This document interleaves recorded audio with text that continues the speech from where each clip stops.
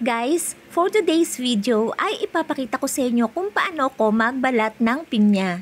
Sa tingin pa lang kasi ay mahirap na itong gawin dahil rough at hindi makinis ang kanyang balat. Sa totoo lang kasi guys ay hindi ko rin ito gustong gawin, pero ang gusto ko talaga ay itry kung paano mag-alis ng mga mata ng pinya. Pero syempre, bago ko nga magawa iyon ay kailangan ko munang balatan ito. Maliit lamang itong ginagayat kong pinya dahil nabili ko lamang ito sa halagang 300. Yes, sa murang halaga ay nakabili ako ng 3 pinya. Napakamura na, di ba? At ayan, natapos ko na itong balatan kaya mag-umpisa na ako na alisin ang kanyang mga mata.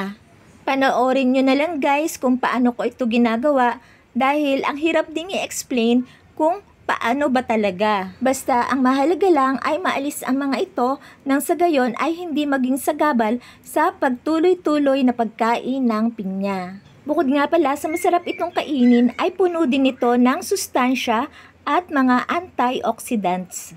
At napakarami rin itong health benefits.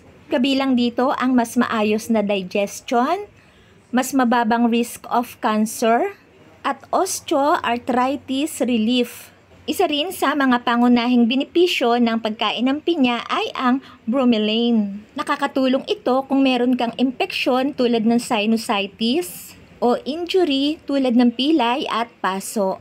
Ang vitamin C sa pineapple juice ay nakakapagpababa rin ng pamamaga. And ayan, naalis ko na lahat ang mga mata ng pinya kaya't maaari ko na siyang gayati ng ganito. Mura ko nga lamang itong nabili tulad ng sinabi ko, pero hindi nangangahulugan na mababa ang kalidad nito. Sa aming barangay sa Kalawan, Laguna ko ito nabili kaya sinisigurado ko na masarap at matamis ito kahit pa maliit pa siya. Kilala ang pinyang kalawang sa pagiging masarap, matamis at juicing pinya. At kung magagawi kayo sa aming lugar sa Kalawan, Laguna, ay inirekomenda ko na tikman nyo ang ipinagmamalaki kong pinyang Kalawan.